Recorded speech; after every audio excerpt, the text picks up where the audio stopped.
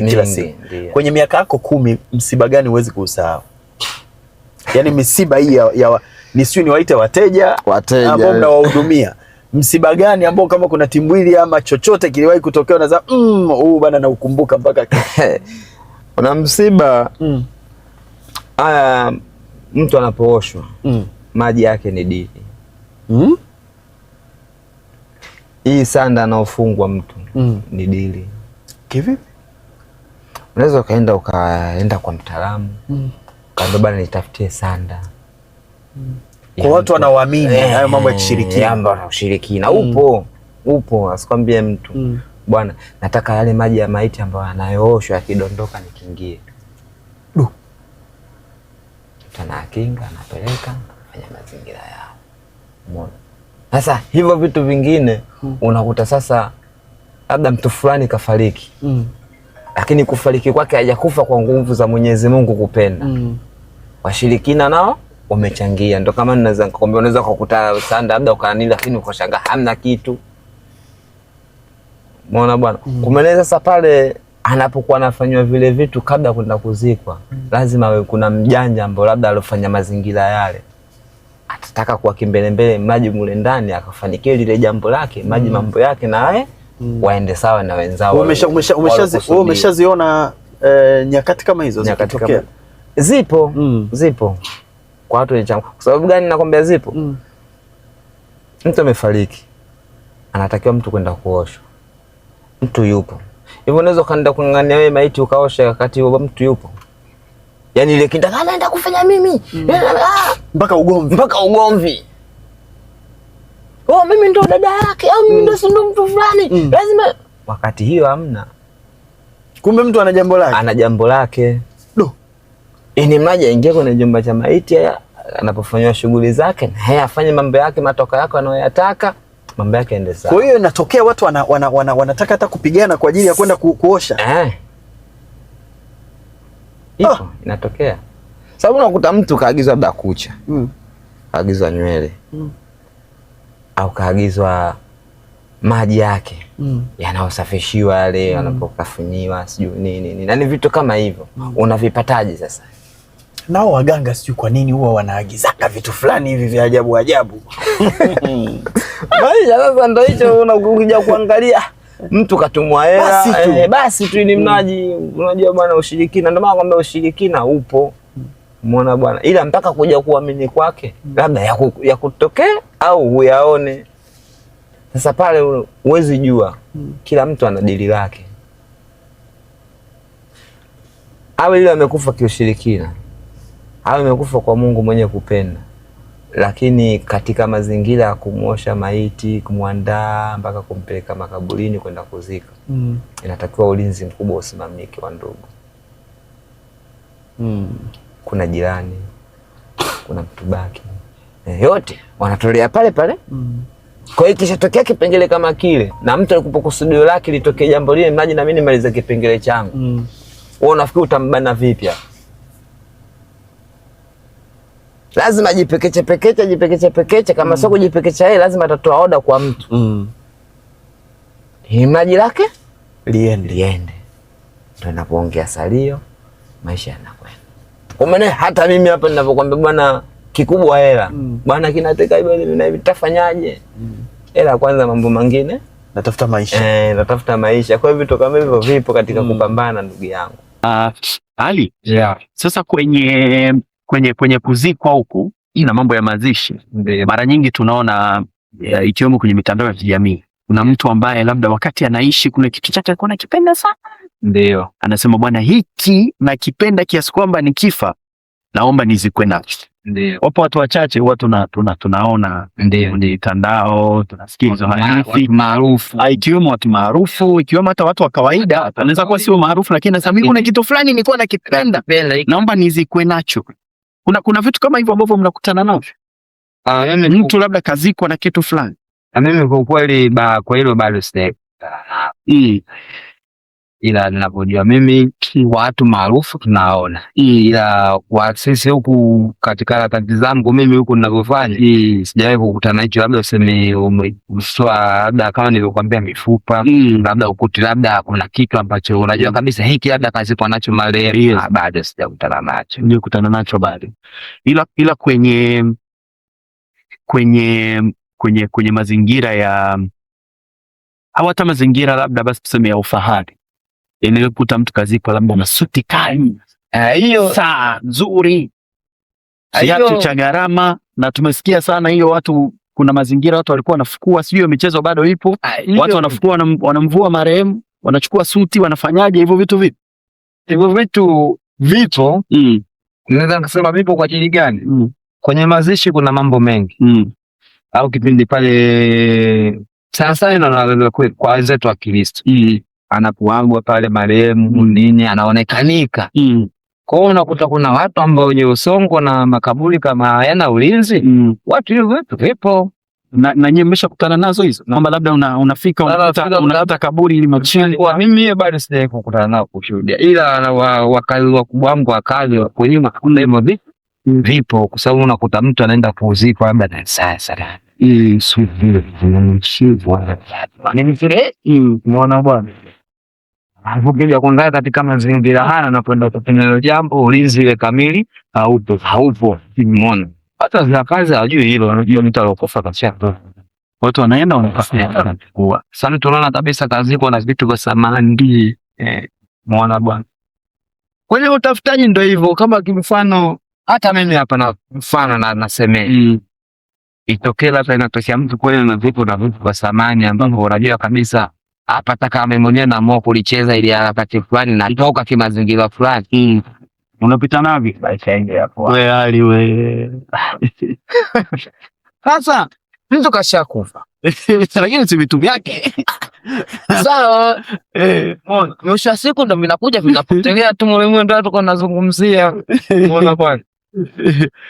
Sasa hali kwenye siku hizi kwenye ambazo umefanya hii kazi kwa miaka 10, ndio kuna namna kubwa ambazo mimi labda nazifahamu mpaka sasa hivi za kuzika. Ndio niseme kuzika, yani kumstiri mtu, yes, natumia hiyo. Kuna namna ya kuzika ambayo wengi sisi kwa imani zetu kwa maana ya Kristo na Waislamu tunajua, na kuna namna ya kuchoma, ndio ambayo tumeona wenzetu wa jamii wanatumia ile. Wewe nikikuuliza sasa hivi, ukiacha imani, sio tu imani zetu kwa pembeni, ndio utaratibu gani ambao unadhani utaratibu kwako wewe kama hali kati ya kuzika na kuchoma? Na kuchoma utaratibu, unajua kuchoma, sijajua wenzetu wanafanya vile kwa niaba gani, au ndo kutokana na nafasi zinajaa sana kuacha mazingira haya. Lakini naamini hata kama wanapokuwa wanachoma, lakini pia kuna makaburi yao nadhani yapo ambapo wanazika eneo lipo vile vile. Sasa sijajua katika upande wao wenzetu waende wanaochoma wanakusudia nini. Lakini ukija katika sisi Waislamu au labda na upande wa Kristo, pia wana mazishi yao. Huyu anatia kwenye sanduku, huyu anafunga kama mfungo wa pipi ya kawaida. Kwa hivyo wote ni sehemu tatu ambazo zipo tofauti. Wewe kama hali sasa, utaratibu gani ambao unaona kama unadhani ungeweza kufaa zaidi? Kama kuna mazingira ambayo ushawahi kufikiria kwamba kwa sababu maeneo yanajaa, unaona mpaka tunabidi tuchimbe tutoe viungo vya mtu wakati mwingine ili tupate nafasi, labda ingewezekana tungekuwa tunachoma.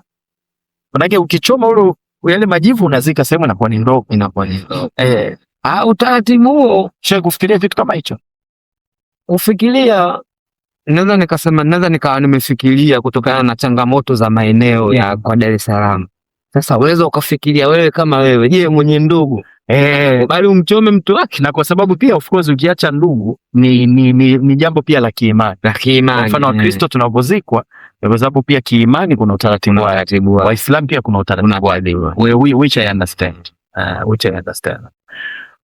una msiba gani ambao ndugu walikulipa pesa nyingi zaidi ya kuchimba kaburi mpaka sasa kwa miaka 10 ambao umefanya hii kazi? Unajua kabisa hapa kuna msiba yani ambao ndio uliwahi kupewa mzigo mrefu zaidi gani ukaka huu msiba kwa kweli walinilipa? Ni ya Kikristo. Ni ya Kikristo. Nilipigaga kama 180. 180. Kasoro 20,000 kutimia 200,000. Ndio pesa ya juu zaidi uliwahi kuipata.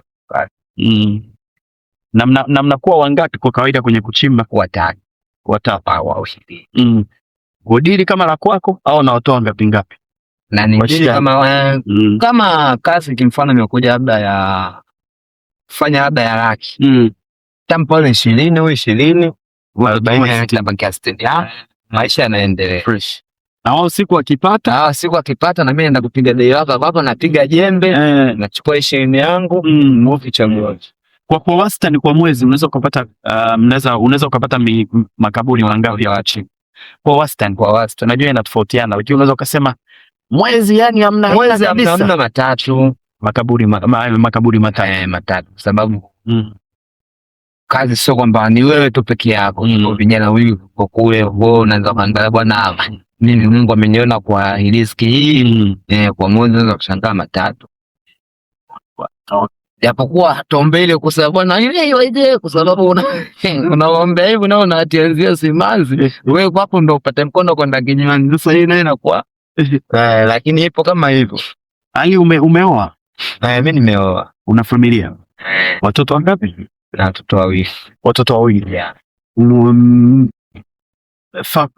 Familia inaionaje kazi yako? Kwa mke wako, labda watoto, wazazi kama wapo? Wazazi ni changamoto kama hizo. Shabana hii kuwa na tusema hapo ni nuksi, kosi hivi na hivi ni ila mimi mwenyewe katika upambanaji wangu usiwezi mtu akanichagulia liba nafanya hivyo kwa sababu mwenyewe najua ugumu gani ninaopitia na harakati gani iliyokuwa karibu mimi nifanye kibaya kuiba. Okay. Sawa bwana, kwa sababu unapoiba kuna changamoto nyingi.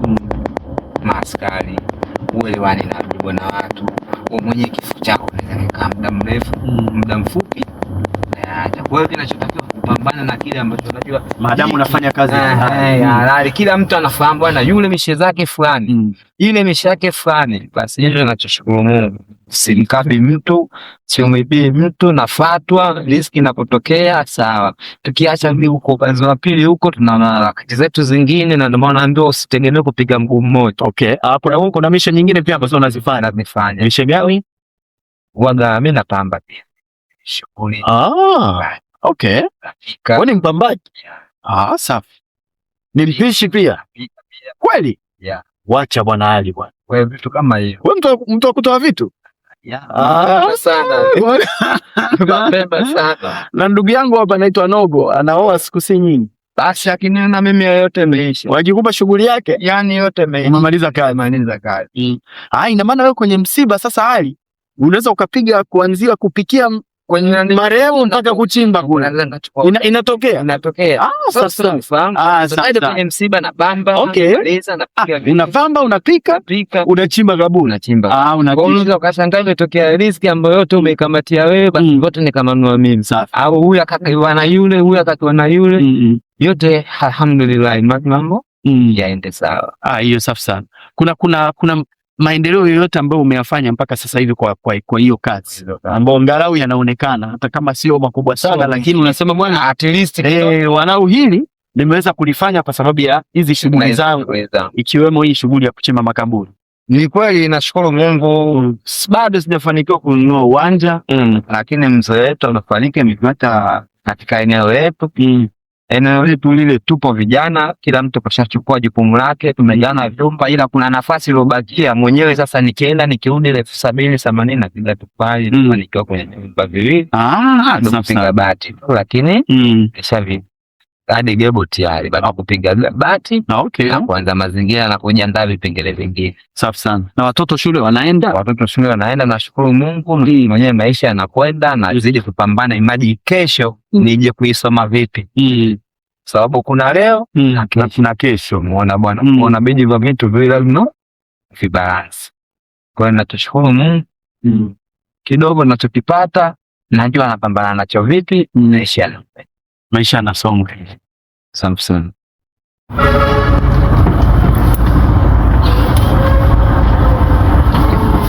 Hapa saizi naomba dua, japokuwa uwezo kumwombea dua mtu hafariki, lakini naomba nipatikanike mali nipate kwa kuchukua bati, nichukue kenchi kama niangalie milango nayo.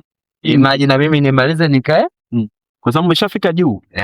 Uko juu pale. Kwa hiyo mpiga makenchi kenchi.